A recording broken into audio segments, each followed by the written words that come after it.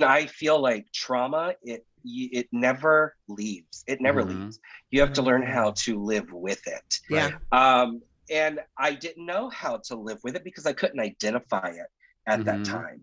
I didn't know exactly what was going on, but I knew how it made me feel. And as much as I wanted to jump out of bed and run to the theater, because the theater was my saving grace. I loved performing Yeah. at plays. I loved all that. Even that got to the point where I physically could not muster the energy to roll out of bed. I Right. couldn't pick up the Mm. script and learn the lines. I couldn't make Yeah. myself sing and dance anymore. All these things that I loved, I suddenly got to the point where it felt like it had no meaning. Right. And even if it was something I desperately wanted to do, I felt like I just physically couldn't. Yeah, totally. Yep. I And remember. it was sad. Like it made me so sad. Yeah. Mm.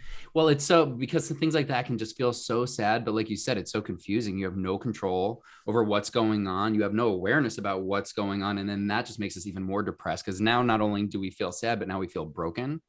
Yeah. And Mm. like I remember for me it was like kind of in probably around the same age, like 11, 12 or so, but like really kind of then going into kind of like my early teenage years when I would really go through kind of like bouts of depression, and I didn't fully understand exactly why, but then I started to kind of realize that it had to do with being gay and not Right. wanting to be, and hoping that that could, you know, be worked out, and kind of having an understanding now about how something like having to be so closeted for so long and in its own way is so traumatizing, and the Mm-hmm. effect that that can have emotionally and then also manifest physically. So I'm just curious because you mentioned trauma for yourself. Do you feel comfortable sharing what specifically that was for you?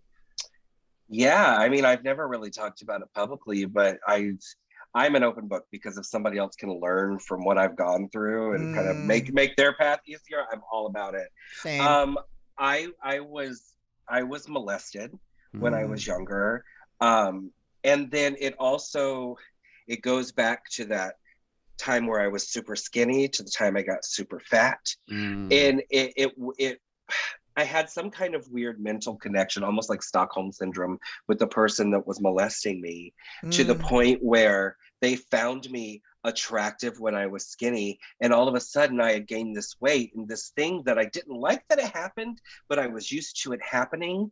They Right. suddenly were no longer interested in it happening because I had gained so much weight. Mm-hmm. mm-hmm. So I also didn't know. And that's rejection for a kid. You can't really process Yeah. that emotionally. I had a friend in that I worked with who had something similar happen to him, and it was a choir master when he was a kid who he, like you said, Stockholm syndrome. It was like, and his therapist explained it to him that even though there's abuse happening, there's pleasure in it, there's Yes. affection, there's Yes. love, and that's the Yes. confusing part. And when he came out as I'm gay later on as like a teenager, this person rejected them and Yeah. said, no, Yeah. that's a sin in God's eyes and blah, blah, blah. So there was this wholesale rejection that he had to deal with on top of that that sounds similar to what you're talking about.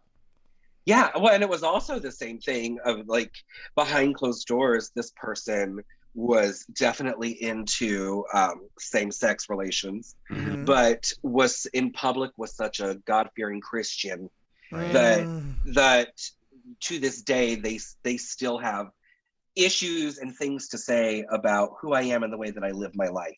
Yeah. Oh, Yeah. wow.